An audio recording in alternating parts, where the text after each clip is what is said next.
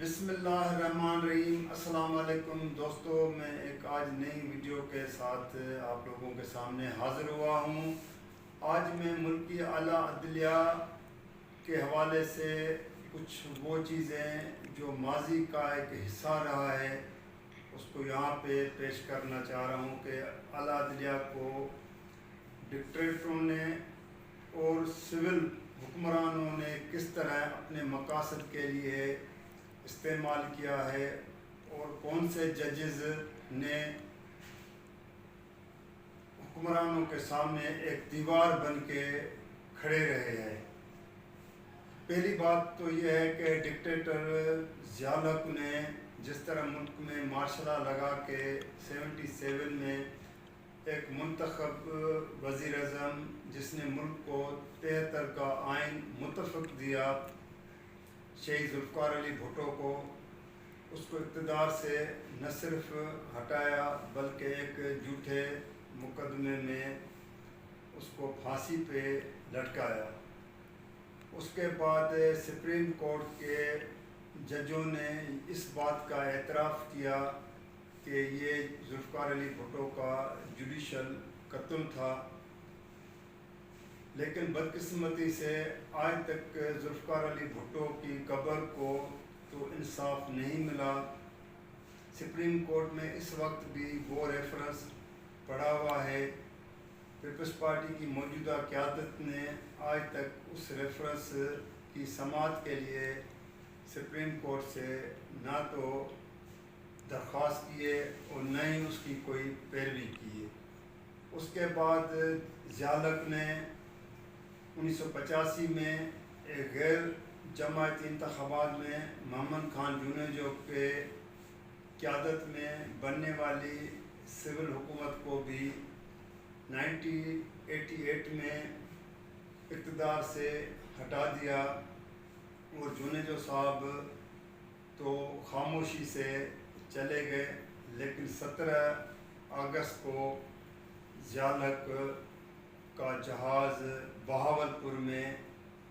ایک دھماکے میں تباہ ہو گیا جس میں ضیاء الحق، امریکی سفیر اور بہت سے لوگ اس میں مارے گئے۔ یہ چیزیں کہنے کا مقصد یہ ہے کہ ہماری عدلیہ کو اس وقت شریف الدین پیرزادہ جو کہ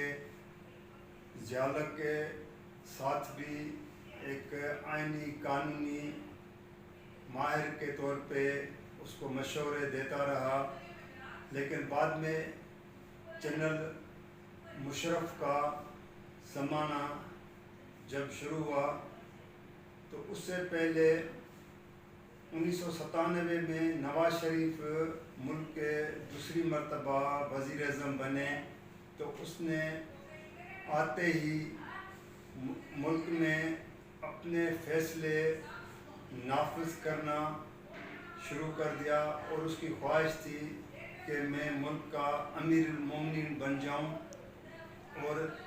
اسلام آباد جو وفاقی دارالحکومت ہے اس کو جاتی عمرہ منتقل کر دوں۔ لیکن جب اس کے سامنے اس وقت کے چیف جسٹس سید سجاد علی شاہ اور فاروق لغاری جو ملک کے صدر تھے، ان لوگوں نے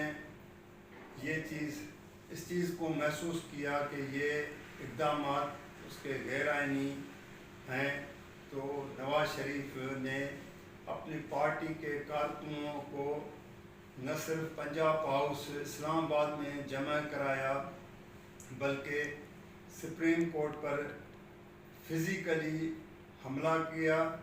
جس کے نتیجے میں سجاد علی شاہ چیف جسٹس اور کچھ ججوں کو مجبوراً عدالت سے نکال کے گھر بھیج دیا گیا۔ بعد میں نواز شریف نے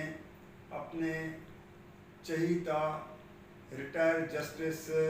رفیق تارڑ کو یہ ذمہ داری سونپی کہ کسی طرح بھی سجاد علی شاہ کو سپریم کورٹ کے چیف جسٹس کے عہدے سے ہٹایا جائے، اور رفیق تارڑ نے ब्रीफ केस भर के उसने कोटिया रजिस्ट्री बेंच में उस वक्त के जस्टिस सईद जमा सिद्दीकी और दीगर जजों को अपने बातों में लाके सजाद अली शाह के ख़िलाफ़ एक साजिश कराई और उन्हीं जजों ने सैयद सजाद अली शाह को चीफ जस्टिस के ओहदे से हटा दिया। बाद में नवाज शरीफ की ने एक मरतबा फिर उसने चाहा कि फारूक लिगारी को भी किसी तरह ओहदे से हटाया जाए और वो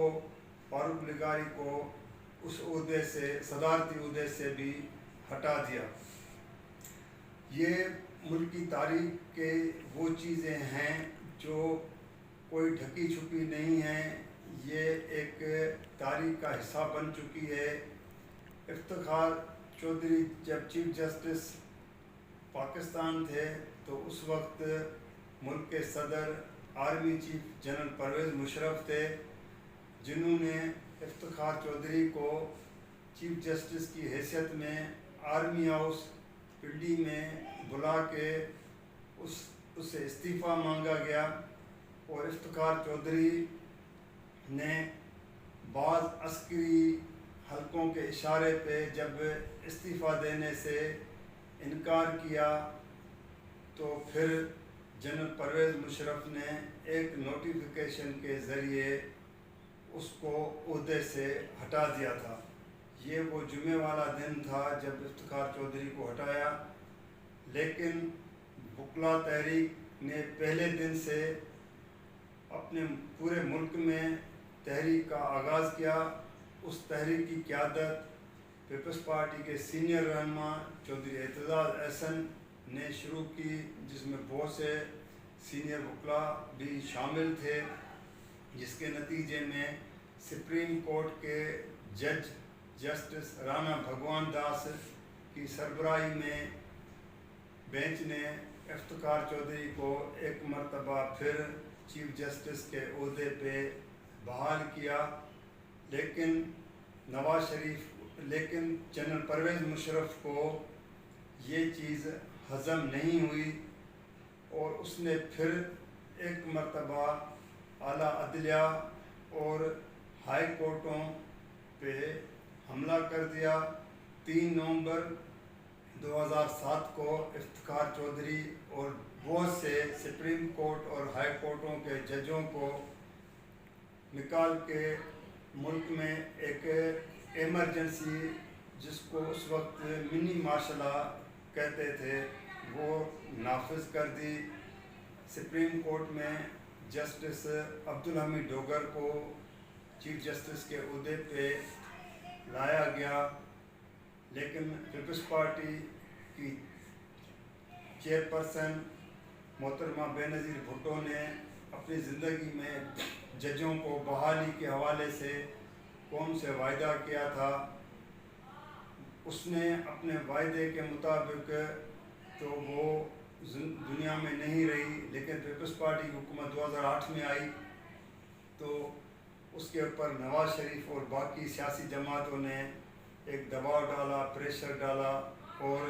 इफ्तिखार चौधरी और दीगर जजों की बहाली की तहरीक भी शुरू की। उस वक्त army chief general Parvez Kiani ने ये सदर आसिफ जरदारी और वज़ीर आज़म यूसुफ रज़ा गिलानी से इफ्तिखार चौधरी और बाकी जजों को बहाल कराने में कामयाब हो गए, लेकिन जजेस की बहाली की तहरीक का क्रेडिट नवाज शरीफ ने लिया। लेकिन यहाँ पे मैं एक और बात बताता चलूँ कि इफ्तिखार चौधरी और परवेज़ मुशर्रफ के दरमियान जिस बात का आपस में इख्तलाफ हुआ था वो 2007 में पहली मरतबा सुमेरा मलिक, जो कि उस वक्त वज़ीर आज़म शौकत अज़ीज़ की काबीना में थी, उसके पास कहते हैं कि वो BA की नहीं बल्कि मैट्रिक की डिग्री थी اور اس وقت افتخار چودھری نے سمیرا ملک کے خلاف کیس سننا شروع کیا. یہ بات پرویز مشرف کو صحیح نہیں لگی اور ایک سبب اس کو اس عہدے پہ سے ہٹانے کا بھی بنیاد بنتا ہے. دوستو یہ ویڈیو آپ لوگوں کو پسند آئے تو آپ دیکھیں، شیئر کریں، لائک کریں، سبسکرائب کریں اور اپنی تجاویز سے بھی مجھے آپ آگاہ کریں. اگلی ویڈیو تک کے لیے انتظار کیجیے گا. شکریہ.